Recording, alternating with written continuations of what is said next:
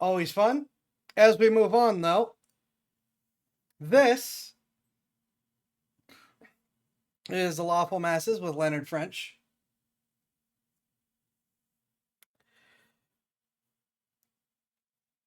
Supreme Court just gave YouTube no excuse to keep this system.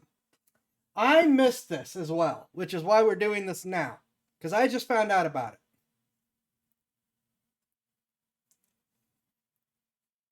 And really, okay, noted. So according to the DMCA, the actual act,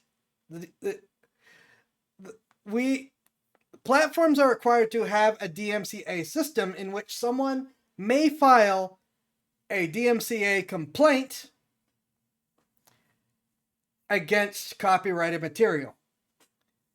However, YouTube's system does not implement it correctly and, in fact, does not follow the law. Because the DMCA complaint is an actual legal complaint that, if falsely filed, is perjury. Okay, that comes with some serious consequences if you commit perjury. But as we all have infamously found out again and again and again, you can file a claim against anyone on YouTube and not have to file the legal claim. How YouTube works is you just tell YouTube, this is mine, and YouTube says, this is yours, and gives it to you. Unless you're someone like Mr. Beast that YouTube likes, and then they protect you. Then, the other person has to say, no, it's not, you're wrong. Then, the person making the false claim can decide, no, I've decided I'm right. Afterwards, then the person who uploaded the content must hand over their private personal information saying, I'm going to I am willing to initiate legal action against you to say, no, this isn't copyright claim. Only then does the false copyright claim person, who now has access to all this private personal information, only then can they, or do they have to decide if they're going to file a real claim or not. And at that point, now they've gotten all the personal private information, and they can say, no, I'm not gonna push this because I got what I actually wanted. You doxed yourself to me. However, so there's no threat of perjury with YouTube's system. And I'm pretty sure if they did have to file a real DMCA claim anyways, they would have, that person making the false claim, or making a claim, period, would have to dox themselves in order to do that to begin with to the person they're making the claim to. Because it is a legal document. They have to be saying, I am initiating a legal procedure against you, but YouTube lets them bypass that and collect people's information before ever having to actually be under threat of any penalty whatsoever for doing this. YouTube does this because they don't care. They benefit from it. They get to take a cut of the copyright trolls' proceeds, because if I'm not monetized, but I get hit with copyright, they can still monetize my video and take money from it. So copyright trolls can monetize other people's videos on their own without, that aren't monetized normally. So YouTube gets to benefit from it like that.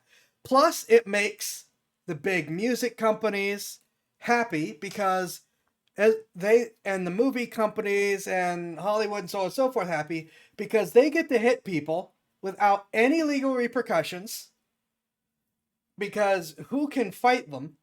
And we know that so many actual record label companies have just made their business now off of copyright striking people and monetizing their videos instead of actually selling records.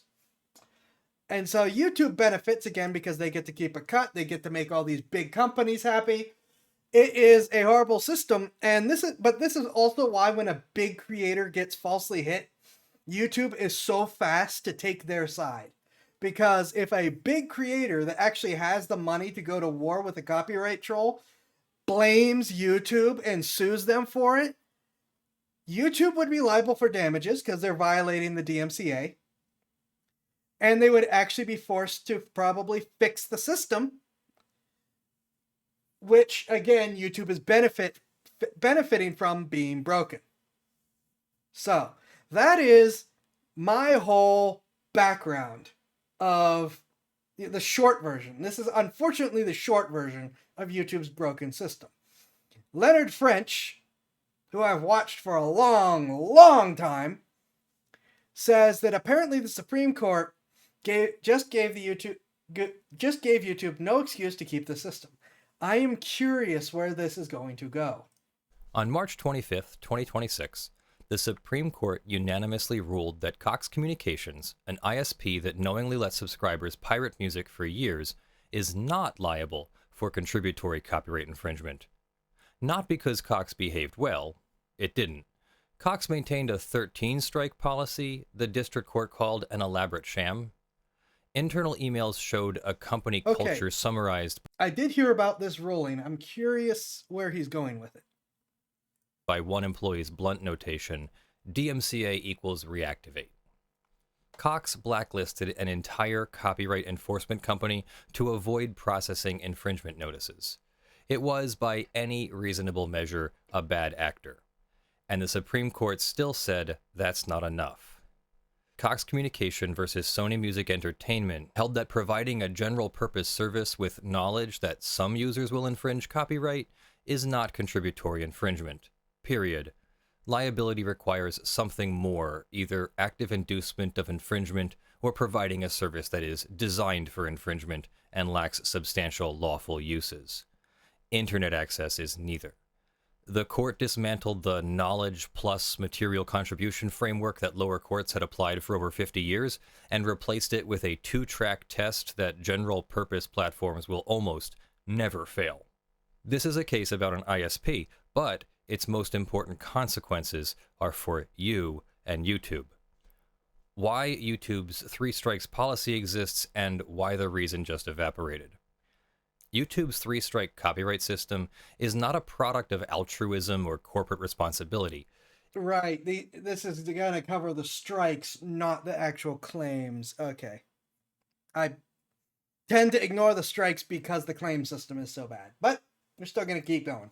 It is a compliance mechanism built to satisfy a single statutory provision, 17 U.S.C. Section 512I, which conditions the DMCA safe harbor on having a policy that provides for the termination in appropriate circumstances of subscribers and account holders who are repeat infringers. The logic was straightforward. Without DMCA safe harbor, YouTube faces secondary copyright liability for the content its users upload. To keep the safe harbor, YouTube must terminate repeat infringers.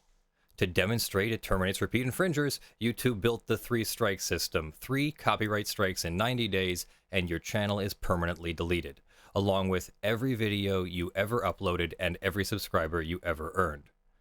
Before Cox, this was load-bearing architecture. The DMCA safe harbor was the wall between YouTube and potentially ruinous copyright lawsuits. The 3-strike policy was a brick that held up that wall. Lose that safe harbor, face the lawsuits. Simple. Cox changed the equation. If general-purpose platforms cannot face contributory copyright liability regardless of their knowledge of user infringement, and YouTube is unquestionably a general-purpose platform, then the underlying threat that made 3 strikes necessary has diminished significantly. The DMCA safe harbor is still valuable to YouTube because YouTube hosts content and faces potential direct infringement claims, but the contributory liability sword that hung over the platform's head, the Supreme Court just sheathed it. Cox's own attorney conceded at oral argument that after this ruling, the safe harbor provision wouldn't do anything at all for conduit ISPs. For hosting platforms like YouTube, the safe harbor still matters, but it matters less. And the three-strike policy that was built to protect it, YouTube now has room to rethink it from the ground up. They're not going to unless someone makes them, because again, they benefit from this kind of system.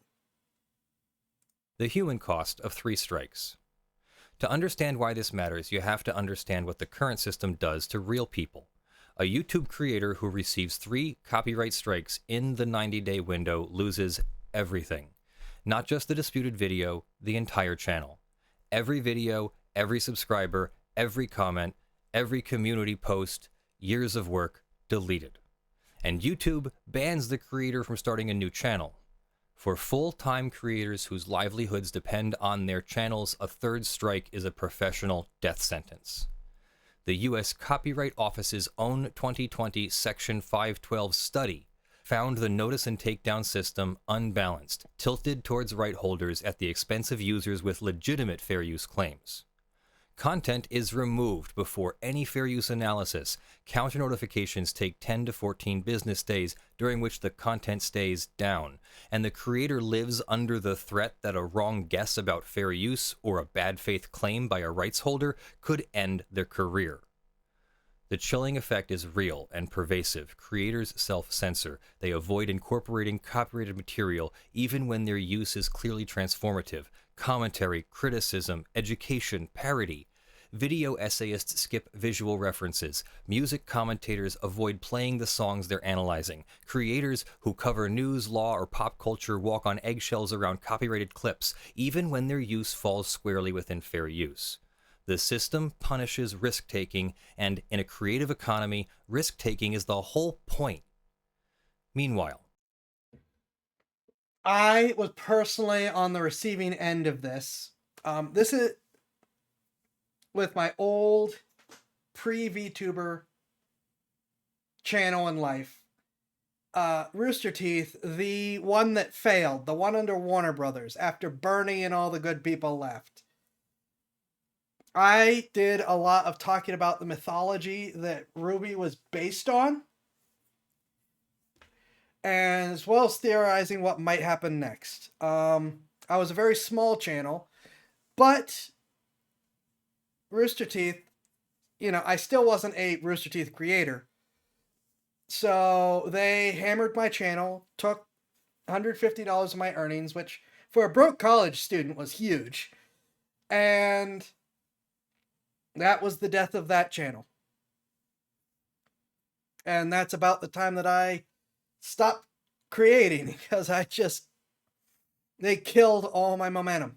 They didn't technically take down the whole channel, but they saw to it that they took all the money and saw to it that I was shadow banned, basically.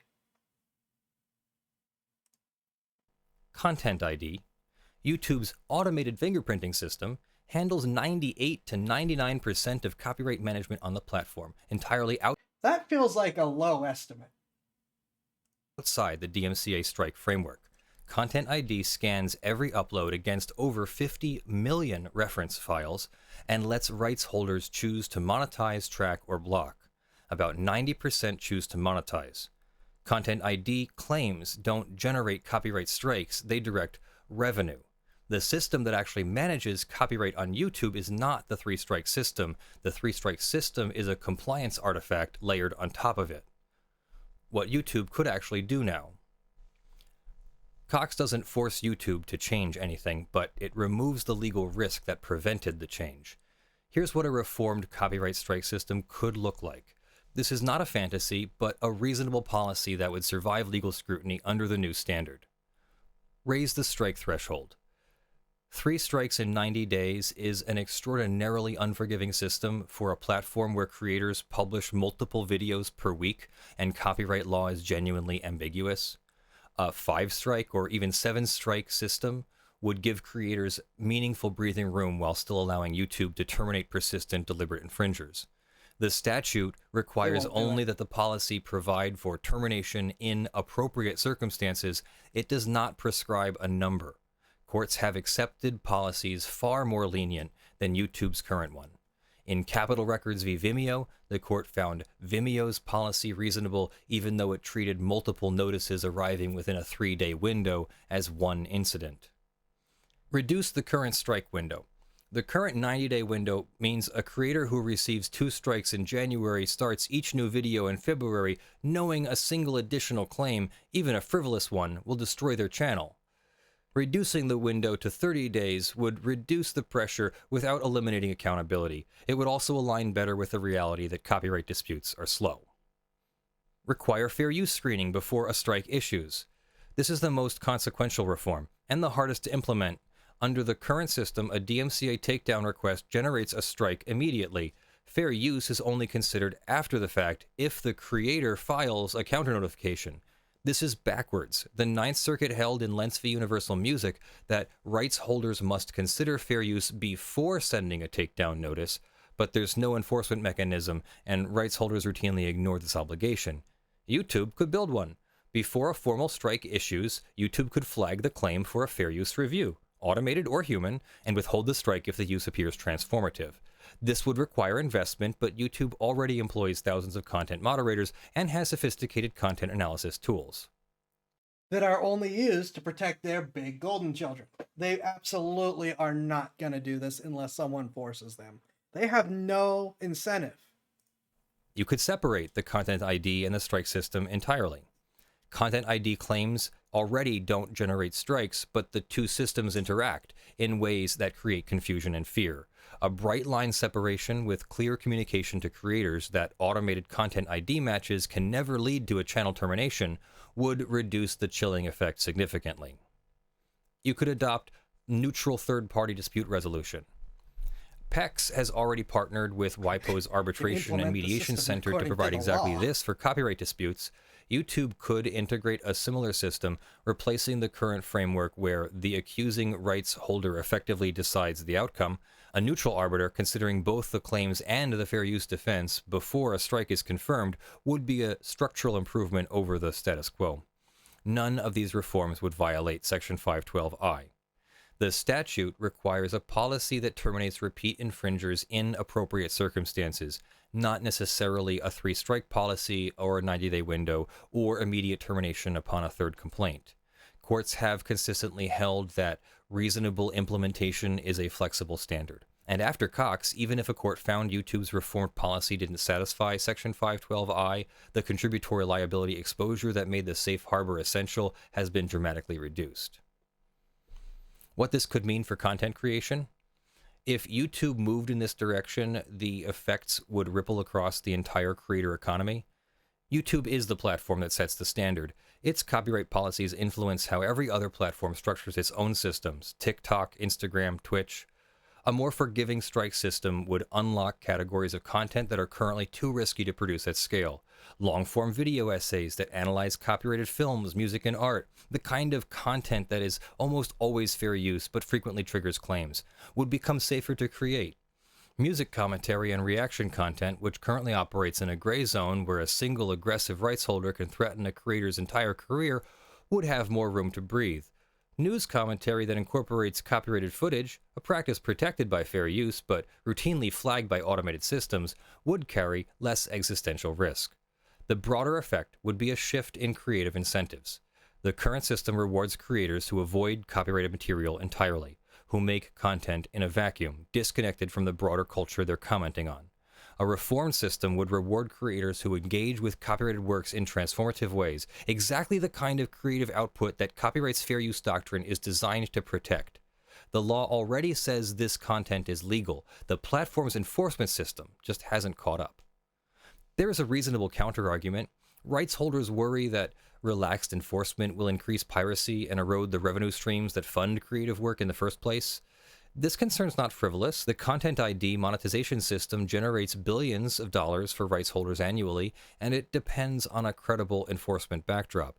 But the counterargument has limits. Content ID handles the vast majority of copyright management on YouTube already. The 3-strike system is a blunt instrument layered on top of a sophisticated one, and blunting it further doesn't mean abandoning copyright enforcement. It means calibrating enforcement to distinguish between piracy and fair use, between bad actors and good faith actors.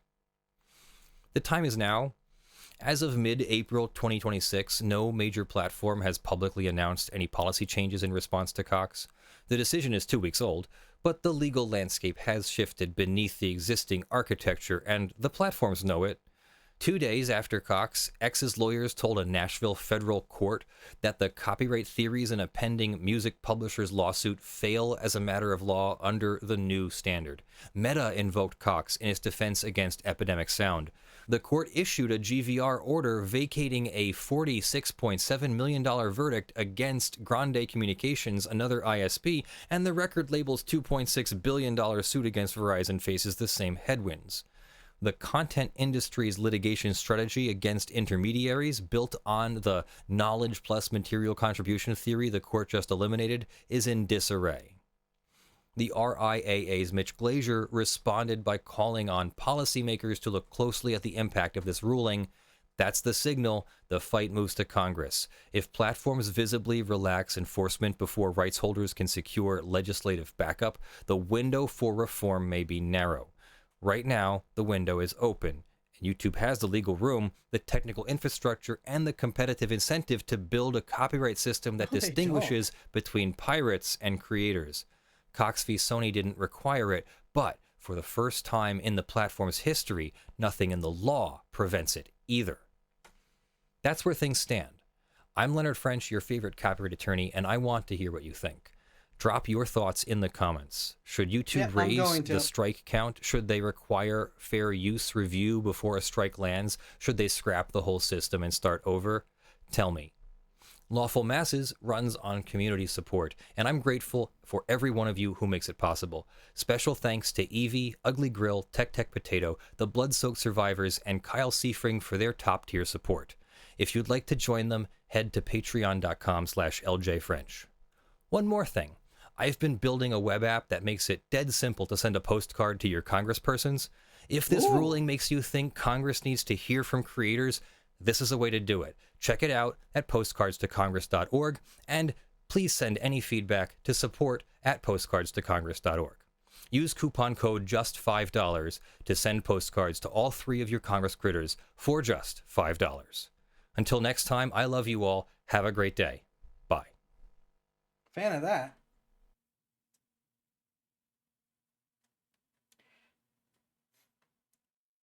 All right, we are going to leave a comment right now. Okay, you said that YouTube has an incentive to change, but it doesn't. If it already implements the copyright system incorrectly, because it does not, because it doesn't require copyright holders to submit a true DMCA claim, which is perjury, until after going through their system to the point where a creator has to dox themselves trying to defend their use.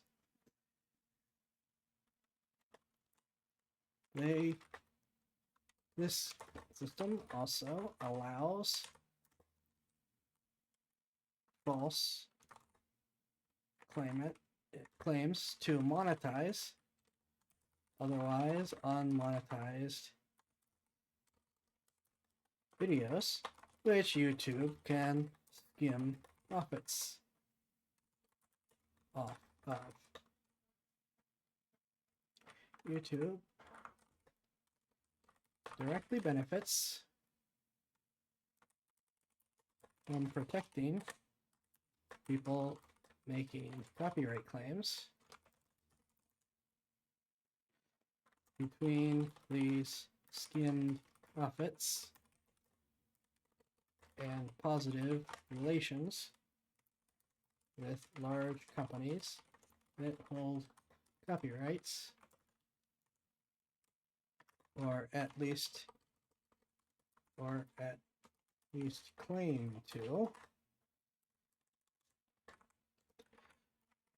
And as such, will never change until someone drags them in as a defendant in a copyright dispute for enabling false claims.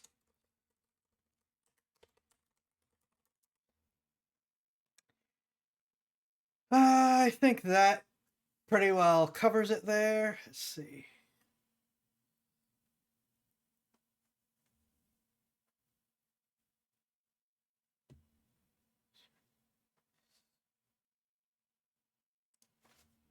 After which they can decide to use a real DMCA claim or drop the issue and threaten people now that they have their private information. The system also allows false claims to monetize. YouTube can skim profits off YouTube directly benefits for protecting people. Making copyright claims between these skim profits and positive relations with large companies that hold copyrights or at least claim to. There's a lot of companies that claim to that don't. As such, will never change until someone drags them in as a defendant in a copyright dispute for enabling false claims. I would appreciate a little help getting that seen. I feel like this is an important point that I keep trying to bring up that absolutely no one seems to acknowledge, no matter how hard I try. And it's really, really important. True, link in comments. I can do that. That is a thing On March I can 25th, 2026. That is a thing I can do, and I appreciate that reminder.